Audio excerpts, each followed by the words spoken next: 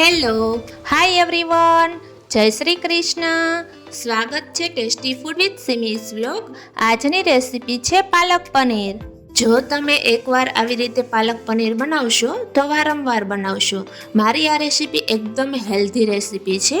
તો ચાલો સૌપ્રથમ આપણે 2 પાવરા તેલ લેવાનું છે અને તેલ ગરમ થાય એટલે એમાં આપણે તમાલપત્ર, બાદિયા, તજ, લવિંગ આપણે એડ કરવાનું છે તેલમાં ને એકદમ સરસ સાંતળવાનું છે એની સુગંધ આવવા માંડે ત્યાર પછી આપણે 1 ચમચી હળદર, 1 ચમચી હિંગ એડ કરવાની છે અને ત્યાર પછી આપણે આદુ, મરચાં અને લસણની 1 થી 1.5 ચમચી જેવી આપણે પેસ્ટ બનાવવાની છે અને એ પણ એડ કરવાની છે અને એકદમ આપણે એને 1 મિનિટ સુધી સાંતળવાની છે.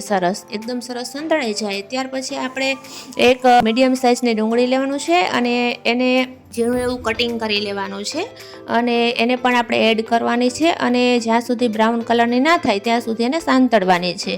ત્યાર પછી આપણે 1 ચમચી મીઠું એડ કરીશું અને ત્યાર પછી આપણે ડુંગળીને સાંતળવાની છે. એકદમ સરસ ડુંગળી સાંતળાઈ જાય ત્યાં સુધી આપણે એને સાંતળવાની છે અને ડુંગળી સાંતળવા માટે આપણે એને ઢક્કણ ઢાંકવાનું નથી, ખુલ્લું રાખીને જ આપણે સાંતળવાની છે અને વચ્ચે વચ્ચે આપણે હલાવતા રહેવાનું છે જેથી ડુંગળી અને બધા મસાલા છે, આદુ મરચાં એ બેસી ના જાય.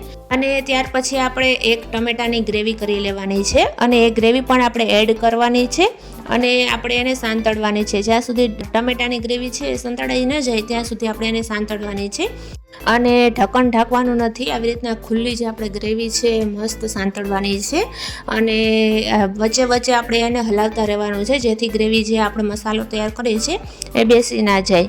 અને તમે જોઈ શકો છો કે ગ્રેવી એકદમ સરસ સંતળાઈ ગઈ છે. ત્યાર પછી આપણે એમાં 1.5 ચમચી જેવું મિર્ચ પાવડર એટલે કે ચટણી એડ કરીશું. ત્યાર પછી આપણે 1 ચમચી ધાણા જીરું પાવડર અને 1 ચમચી છે ગરમ મસાલો એડ કરવાનો છે અને એકદમ સરસ છે આ ગ્રેવીમાં મિક્સ કરવાનો છે અને હલાવતા રહેવાનું છે. એકદમ સરસ છે ટમેટામાં પાણીનો ભાગ છૂટ્યો તો એ પણ એકદમ સરસ બળી ગયો છે અને ત્યાર પછી આપણે જે પાલક છે, પાલકની ગ્રેવી કરેલી છે, પાલકની ગ્રેવી એડ કરવાની છે.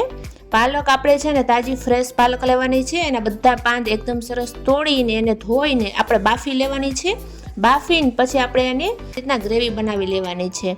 તો આપણે ગ્રેવી એડ કર્યા પછી એકદમ સરસ ગ્રેવીને મિક્સ કરવાની છે અને આને પણ આપણે એકદમ સરસ પકવવાની છે ગ્રેવીને પણ, કારણ કે ગ્રેવીમાં આપણે જ્યારે પાલક બાફી હોય છે બાફેલ પાણી પણ થોડુંક મેં એડ કર્યું હતું એટલા માટે.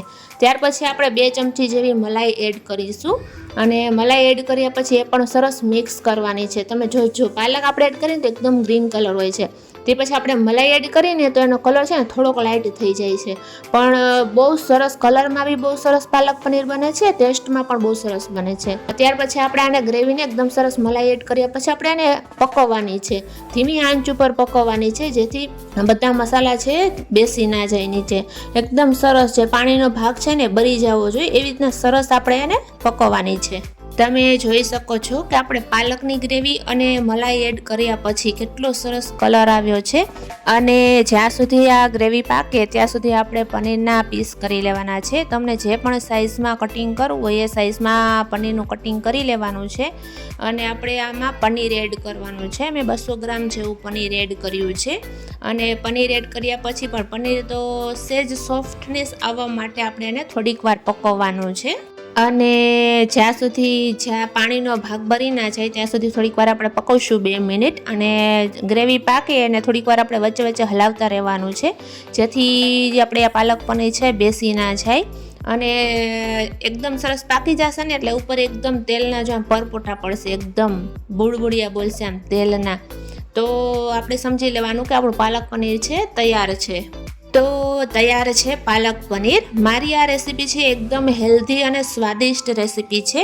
એકવાર બનાવશો તો તમે વારંવાર બનાવશો.